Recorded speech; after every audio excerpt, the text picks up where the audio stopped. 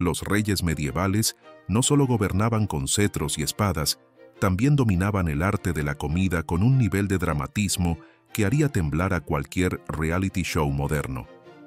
Y todo comenzaba con el símbolo de estatus más inesperado de todos: el pan. Podrías pensar que el pan es solo algo que compras cuando necesitas hacer un sándwich rápido, pero en la Edad Media era prácticamente el Instagram de su tiempo, una forma de presumir lo refinado que eras. Y nadie lo hacía mejor que los reyes, que llevaban su obsesión con el pan a otro nivel. Imagínate a Enrique VIII sentado a desayunar, probablemente quejándose de su esposa número quién sabe qué, y lo primero que alcanza es una rebanada del pan más blanco y esponjoso que puedas imaginar. No porque estuviera antojado de carbohidratos, sino porque el pan blanco era el equivalente medieval de tener el último iPhone. Cuanto más blanco era tu pan, más alto estabas en la jerarquía, así de simple. Y estos fanáticos del pan no escatimaban en porciones. Los reyes medievales podían devorar hasta 2 libras de pan al día, lo que equivale a comerse una barra entera en el desayuno y aún preguntar ¿qué hay para almorzar?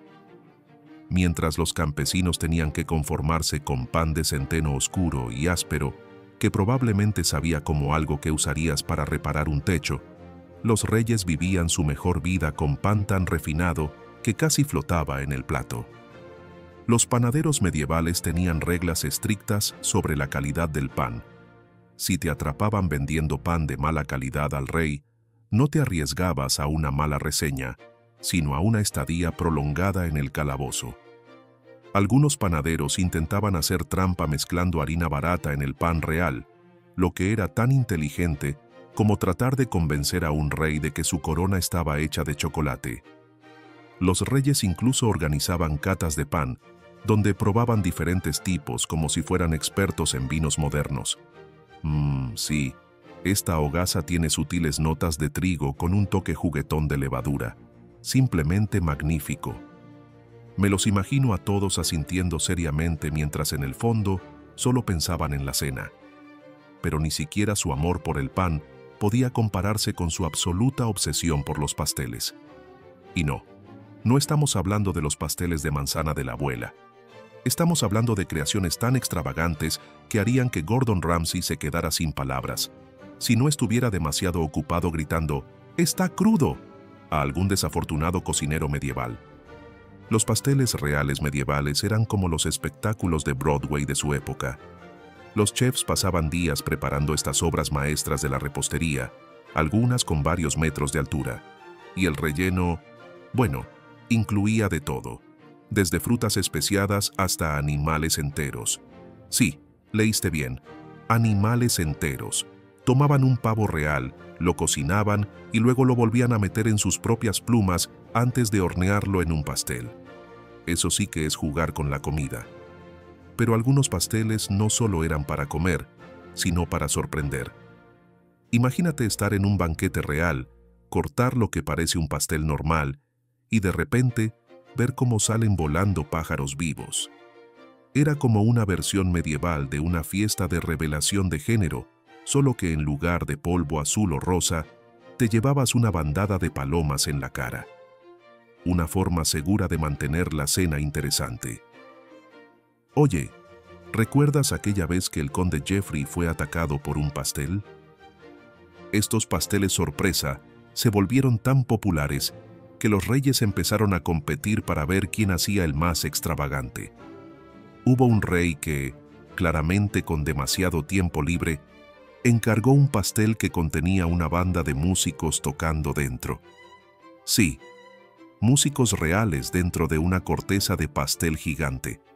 Imagínate ser uno de esos músicos, encorvado en una masa caliente, esperando tu señal. Definitivamente no era algo que cubrieran en la escuela de música medieval, y el tamaño de estos pasteles era otro nivel. Estamos hablando de creaciones tan gigantescas que necesitaban sus propios carros para llevarlos al salón de banquetes. Hay registros de un pastel navideño hecho para el rey Enrique VI que contenía 2 fanegas de harina, 20 libras de mantequilla y suficiente carne para alimentar a un pueblo entero.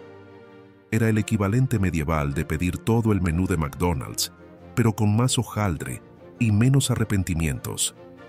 Pero incluso con todas estas locuras de los pasteles, nada podía igualar la obsesión absoluta de los reyes medievales por la carne. Y cuando digo obsesión, me refiero a un nivel de devoción que hace que los carnívoros modernos parezcan aficionados, porque estos monarcas consumían más de 100 tipos diferentes de carne al año, desde los clásicos como la ternera y el cerdo, hasta animales que hoy consideraríamos mascotas. La estrella absoluta de los banquetes medievales, el pavo real. Los reyes exigían que estas majestuosas aves fueran asadas y luego meticulosamente reconstruidas con todas sus plumas, haciéndolas parecer vivas nuevamente. Porque al parecer, la comida muerta normal no era lo suficientemente elegante. Incluso les añadían pan de oro en el pico, porque nada dice «soy rico» como comer metal. Es el equivalente medieval de poner brillantina comestible en tu pastel de cumpleaños, solo que mucho más caro y probablemente peor para los dientes. Pero lo realmente sorprendente es que el cisne era considerado un manjar tan exclusivo que necesitabas literalmente una licencia real para comerlo. Sí, existía papeleo oficial para los cisnes. Imagínate ser detenido por la policía medieval de los alimentos. Señor, ¿tiene licencia para ese sándwich de cisne? Algunos reyes eran tan celosos de su derecho a comer cisne que tenían marcas registradas especiales para sus aves, una especie de patente medieval para pájaros. En los grandes festines, los reyes servían animales disfrazados de otros animales. Metían un cerdo dentro de un ciervo dentro de una vaca, creando lo que llamaban un cockatrice. Básicamente el precursor medieval del turducken, pero con más probabilidades de aparecer en tus pesadillas. Y no podemos olvidar la cabeza de jabalí, que desfilaban por el comedor como si acabara de ganar un concurso de belleza. Pero en la mesa real, la cantidad era tan importante como la calidad. Los registros muestran que la cocina del rey Ricardo II preparaba alrededor de 8.000 ovejas, 2.000 cerdos y 1.000 bueyes al año. Suficiente carne para alimentar a un pequeño ejército que, siendo justos, a menudo era lo que tenían que hacer. La cocina debía parecerse más a un gimnasio de CrossFit medieval, con el personal levantando animales pesados todo el día en lugar de pesas. Por supuesto, ni siquiera los reyes podían comer carne todos los días. La iglesia se aseguraba de ello.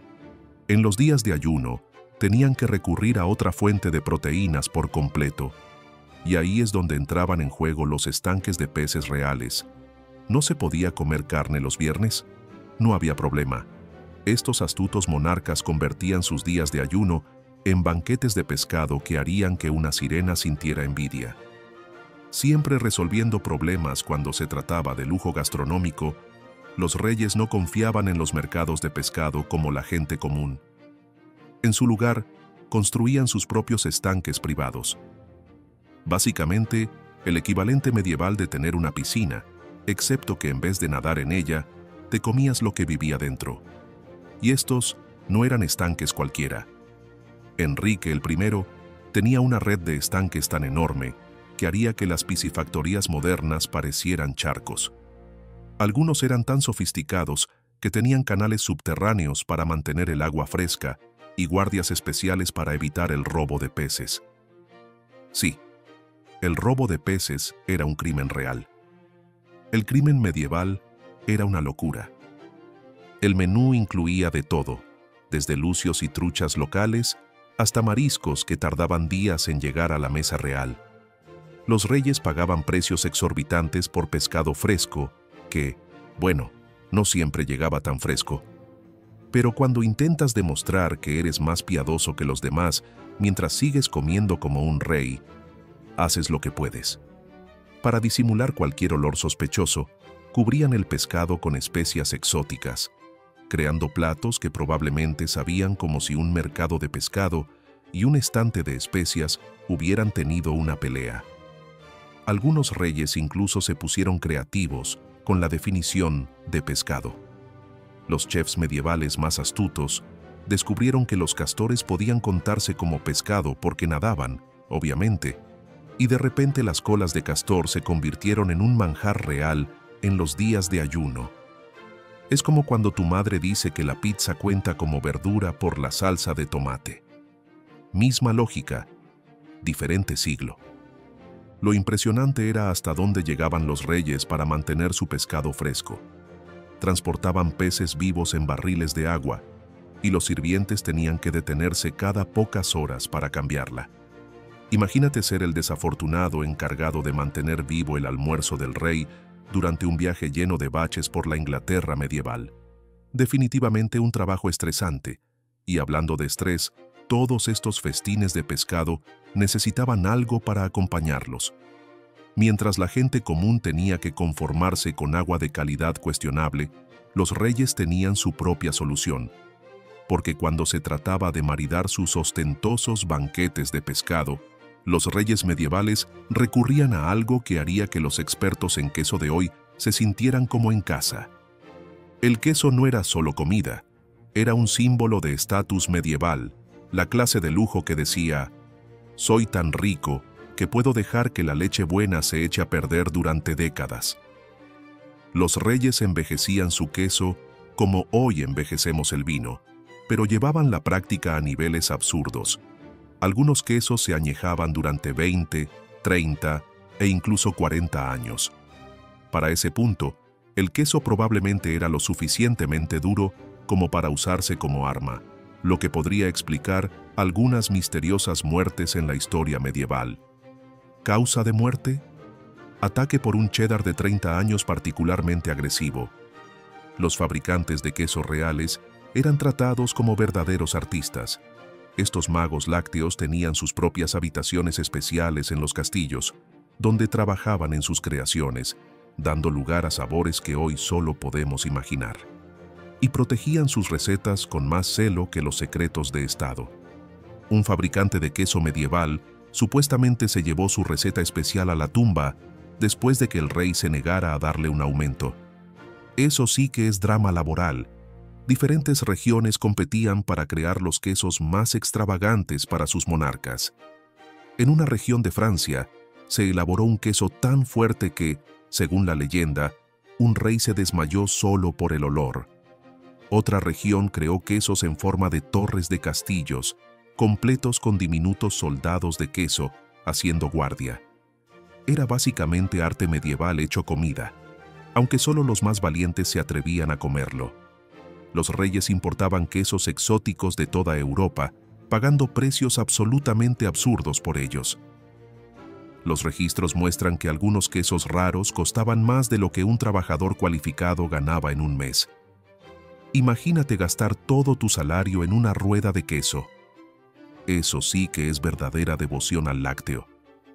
Servían estos quesos extranjeros en los banquetes, probablemente presumiendo de cuánto habían costado, como ese amigo que no deja de hablar de su reloj carísimo. Pero la tradición más extraña relacionada con el queso era la del catador de queso. Una pobre alma cuyo trabajo consistía en probar primero el queso del rey, para asegurarse de que no estuviera envenenado. Estos valientes pioneros del lácteo merecen un momento de silencio, aunque, después de probar un queso medieval añejado durante 40 años, tal vez el veneno hubiera sido un alivio. Por supuesto, todo este queso refinado necesitaba algo igualmente lujoso para acompañarlo. Y nada grita, soy realeza, como tener una bodega más grande que la casa de la mayoría de las personas. El vino no era solo una bebida para los reyes medievales, era su versión de agua embotellada. Principalmente porque el agua real de la época tenía la molesta costumbre de hacer que la gente enfermara gravemente. Cuando gobiernas un reino, no puedes simplemente llamar enfermo al trabajo porque bebiste del charco equivocado. Los reyes se tomaban su vino tan en serio que construían bodegas más grandes que mansiones modernas. Eduardo III tenía una bodega que podía almacenar más de 100.000 galones de vino, suficiente para llenar una pequeña piscina. Y no se trataba solo de acumular cualquier tipo de vino. Tenían vinos específicos para cada ocasión, como una especie de anillo de humor medieval. ¿Victoria en batalla? sacar el tinto francés especial. Firmando un tratado de paz, es el momento del blanco italiano más fino. ¿No lograste tener un heredero varón? Mejor buscar lo más fuerte de la bodega. Algunos reyes tenían preferencias ridículamente específicas. Un monarca francés insistía en que su vino debía mezclarse con exactamente 5 partes de agua. Ni 4, ni 6, solo 5. Tenía un copero especial cuya única tarea era contar mientras servía. Imagínate cometer un error en eso. Mi señor, lo siento, pero creo que conté 6. Probablemente las últimas palabras de muchos coperos medievales. Lo realmente absurdo era cómo transportaban el vino. Lo enviaban en enormes barriles llamados toneles, que podían contener hasta 250 galones cada uno. Eran tan grandes que necesitaban carretas especiales y caminos dedicados. Los embotellamientos medievales básicamente eran causados por entregas de vino. Disculpa mi retraso en la invasión, mi señor. Me quedé atrapado detrás de un carro de vino en la carretera real. Pero los reyes no solo acumulaban vino para su propio disfrute, también lo usaban como forma de pago. ¿Necesitas un nuevo castillo? Eso costará 50 barriles del mejor vino. ¿Quieres casar a tu hija con un poderoso duque? Mejor incluye algo del vino español especial. Era prácticamente la criptomoneda medieval, con la diferencia de que si el mercado colapsaba, al menos podías bebértelo. Los catadores de vino tenían un trabajo aún peor que los catadores de queso. Debían probar cada vino antes de que el rey lo bebiera, lo cual suena genial, hasta que te das cuenta de que tenían que mantenerse lo suficientemente sobrios como para detectar veneno. Definitivamente, un ambiente laboral estresante.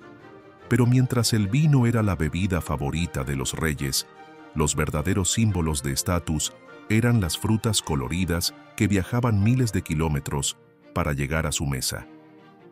Si crees que los envíos en un día son impresionantes, espera a escuchar sobre las entregas de frutas medievales. Los reyes medievales tenían una obsesión seria con las frutas, pero no del tipo que encuentras en el mercado local. Estos tipos buscaban frutas que la mayoría de las personas jamás habían visto en su vida. Naranjas, higos y granadas que viajaban más lejos de lo que la mayoría de los medievales recorrerían en toda su existencia. Hacer llegar frutas frescas a un castillo medieval era como intentar entregar helado en el desierto, una pesadilla logística que costaba una fortuna, literalmente. ¿Qué tan valiosas eran estas frutas? Para ponerlo en perspectiva, una sola naranja podía costar tanto como el salario diario de un trabajador cualificado. Los reyes mandaban construir habitaciones especiales con calefacción solo para cultivar cítricos, invernaderos medievales que probablemente costaban más que un pueblo entero. Hablar de pasatiempos caros. Y cuando un rey lograba cultivar su propia naranja, la mostraba como si fuera su primogénito. Lo mejor de todo era cómo servían estas frutas exóticas. Las cubrían con pan de oro porque, aparentemente, la fruta normal no era lo suficientemente lujosa. Las granadas eran particularmente populares porque sus semillas rojas parecían diminutos rubíes. Los reyes medievales fueron básicamente los primeros fotógrafos de comida, tratando de hacer que todo pareciera digno de Instagram. Algunas frutas eran tan raras que literalmente se usaban como ofrendas de paz entre reinos. Imagínate evitar una guerra porque alguien envió una canasta realmente buena de higos. Existen registros históricos de misiones diplomáticas que se retrasaron porque el regalo de frutas aún no estaba maduro. Disculpa la demora en la invasión, estamos esperando a que estas peras se ablanden lo suficiente. Es absurdo pensar en cómo los reyes contrataban guardias especiales solo para proteger sus frutas. Estos tipos tenían un único trabajo: asegurarse de que nadie robara las preciadas frutas reales. Era la máxima seguridad medieval en acción. ¡Alto! ¡Apártate del mango! Incluso tenían catadores designados exclusivamente para probar las frutas antes de que el rey las comiera, porque por supuesto, el miedo al veneno nunca tomaba un descanso en la realeza. Lo cual suena como el trabajo soñado hasta que te das cuenta de que en realidad solo estaban asegurándose de que la fruta no estuviera envenenada.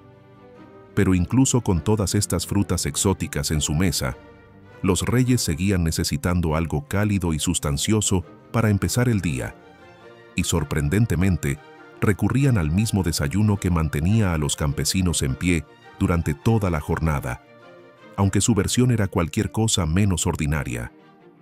La papilla no suena precisamente como un festín real, pero los reyes medievales la convirtieron en algo que haría que los influencers de comida de hoy en día se murieran de envidia. Olvídate de los paquetes de avena instantánea.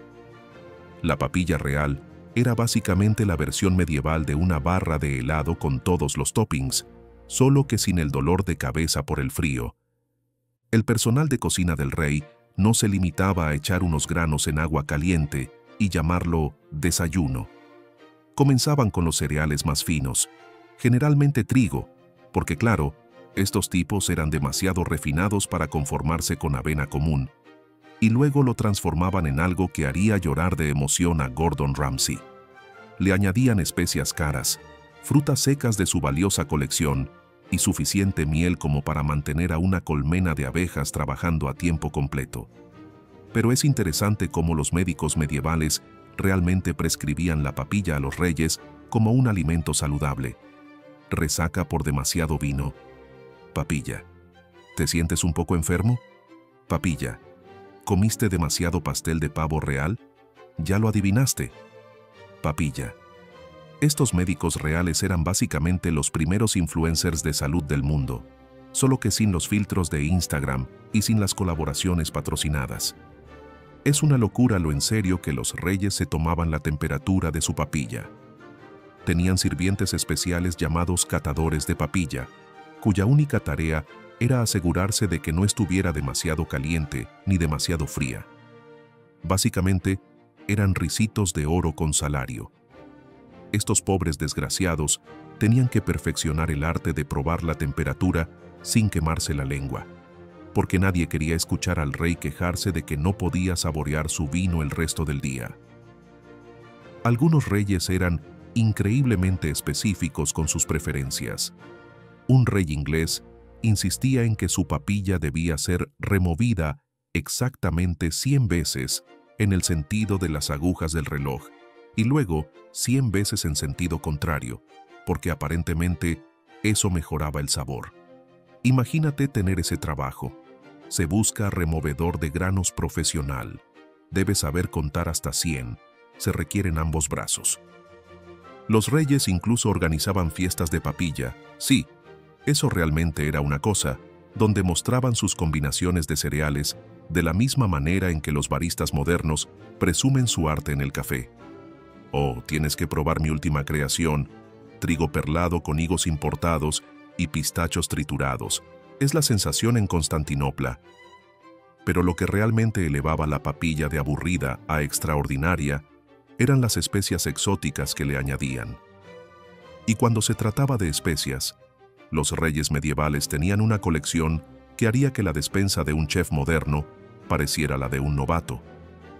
Porque en la Edad Media, las especias no eran solo condimentos, eran el equivalente medieval del Bitcoin. Un solo saco de granos de pimienta podía literalmente comprarte un pequeño castillo, lo cual hace que tu café con especias de calabaza de $5 parezca una ganga. Los reyes mostraban sus colecciones de especias con el mismo orgullo con el que los multimillonarios modernos exhiben sus coches deportivos, solo que no podías estrellar un frasco de canela, aunque seguro más de una persona fue atrapada intentando robarlo. El comercio de especias era tan valioso que los reyes enviaban ejércitos enteros para proteger sus cargamentos de pimienta. Imagínate ir a la guerra por un polvo negro que te hace estornudar. Pero eso es exactamente lo que pasaba. Estas especias tenían que viajar miles de kilómetros, pasando por docenas de manos, cada una añadiendo su propio recargo, hasta que el precio final era absolutamente ridículo. Es como cuando compras algo en línea y el envío cuesta más que el producto, solo que versión medieval. Las cocinas reales tenían maestros de especias especiales que custodiaban estos valiosos condimentos como si fueran lingotes de oro. Llevaban registros detallados de cada pizca de nuez moscada y cada grano de pimienta utilizado, porque cuando tus especias valen su peso en oro, no dejas que cualquiera meta los dedos en el frasco de canela. Algunos de estos maestros de especias incluso tenían códigos secretos para sus recetas. Criptografía medieval antes de que las computadoras fueran siquiera un sueño. Los reyes a veces pagaban sus impuestos con pimienta. Así es. En lugar de monedas de oro, entregaban sacos de especias. La expresión pago con granos de pimienta en realidad proviene de esta práctica, aunque hoy en día solo significa un pago simbólico. Intenta pagar tu alquiler con granos de pimienta hoy y dime cómo te va. Y la variedad era impresionante. No se trataba solo de las especias básicas que encontramos en cualquier supermercado. Los reyes tenían acceso a cosas exóticas como el galangal, los granos del paraíso y la pimienta larga, especias tan raras que la mayoría de la gente moderna ni siquiera ha oído hablar de ellas. Mezclaban estos polvos preciosos en todo, desde la carne hasta la medicina, creando combinaciones que probablemente sabían como lamer una vela aromática. Pero bueno, si pagas el precio de un castillo por una especia, obviamente la vas a usar en todo. Pero incluso las especias más caras necesitaban algo que las hiciera adherirse a la comida. Y mientras que hoy en día podríamos alcanzar una botella de aceite de oliva, los reyes medievales tenían algo mucho más dulce en mente. Mucho antes de que el azúcar se convirtiera en la estrella de la repostería, la miel era el oro líquido preferido de los monarcas. Los reyes medievales trataban la miel como si fuera un tesoro, almacenándola en recipientes de metales preciosos porque eran así de extravagantes. Incluso tenían apicultores reales, lo cual puede que sea el título de trabajo más medieval de la historia. Estos valientes trabajadores manejaban cientos de colmenas, probablemente pareciendo astronautas antiguos con sus improvisadas protecciones contra picaduras. Pero lo más curioso de la miel real es que los reyes la usaban para absolutamente todo. ¿Necesitas conservar carne cara? Miel. ¿Quieres que tu medicina tenga mejor sabor? Miel. ¿Tienes una herida de batalla desagradable? Ponle miel. Y lo sorprendente es que los médicos medievales realmente sabían lo que estaban haciendo con esto. La miel tiene propiedades antibacterianas naturales, convirtiéndola en el neosporin de la naturaleza.